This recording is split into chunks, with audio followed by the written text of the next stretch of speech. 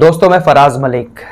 अभी अभी एक बुरी खबर सामने आई और कुछ हद तक देखा जाए तो ये खबर अपने आप में थोड़ा सा डराने वाली भी है, लेकिन आपको डरने की जरूरत नहीं है और ना ही मैं आप लोगों को डराने आया हूं।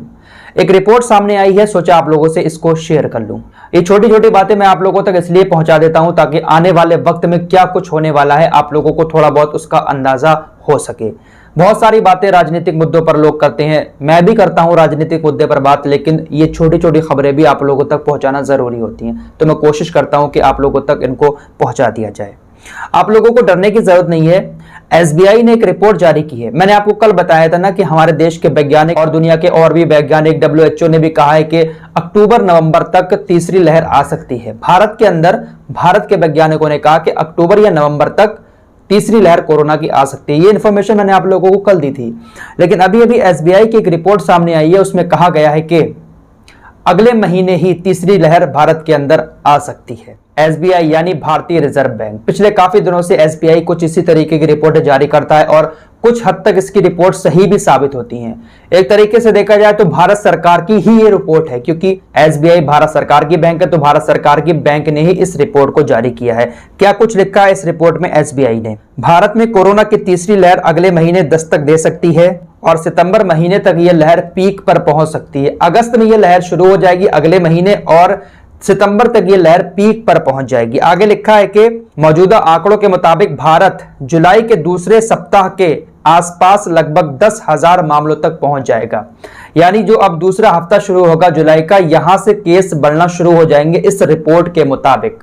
और इसी हफ्ते में तकरीबन ईद भी पड़ रही है, तो बकरा ईद के भी चांसेस यहां पर मुझे कम ही नजर आ रहे हैं कि बकरा ईद की नमाज पढ़ने की इजाजत मिलेगी। बहुत मुश्किल है, क्योंकि भाई इस रिपोर्ट में लिखा गया है कि अगले हफ्ते से यानी दूसरा हफ्ता जो जुलाई का शुरू होगा, वहां से कोरोना के केस बढ़ना शुरू हो जाएंगे भारत के अंदर।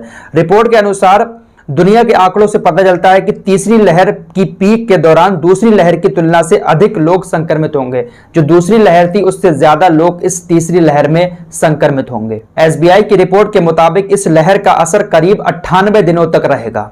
98 दिनों तक रहेगा भाई, 3 महीने। और जब 3 महीने तक इसका असर रहेगा तो आप सोच सकते हैं कि 3 महीने तक सरकार है इसको खत्म करने के लिए सख्त कदम उठाएंगी, लॉकडाउन जैसे। खुदा खैर करे, न जाने इस दुनिया का क्या होने वाला है। मुश्किल से खुल रहा है लॉकडाउन और एक बार फिर से ये खबरें सामने आ जाती हैं तो वाकई में यार थोड़ा बहुत तो डर पैदा कर देती हैं। मौत का डर नहीं है इंसान को, लेकिन डर इस बात का रहता है कि जैसे तैसे अपना काम धंधे को संभालता है और फिर ऐसी खबरें आ जाती हैं और फिर से कोरोना आ जाता है, लॉकडाउन आ जाता है और एक बार फिर से इंसान की जिंदगी तहस नहस हो जाती है। लेकिन आपको घबराने की जरूरत नहीं है, बस दुआ करें और आने वाले बुरे वक्त की तैयारी करके रखें। अभी से थोड़ी सी सावधानी बरतें, हो सकता है कि आपकी सावधानी इस कोरोना को खत्म कर दे। फिलहाल इस रिपोर्ट में आगे यह भी लिखा गया है कि यह तीसरी लहर भी दूसरी लहर की ही तरह घातक होगी, लेकिन इसमें मौतों का आंकड़ा थोड़ा कम होगा। इस रिपोर्ट में यह बात लिखी गई है और कहा है कि जो वैक्सीनेशन अभियान चला रही है सरकार, इसका भी थोड़ा बहुत फायदा होगा, जिस वजह से जो है मौतों का आंकड़ा थोड़ा कम रहेगा इस तीसरी लहर में। लेकिन 98 दिनों तक चलेगी, खुदा खैर करे क्या होगा।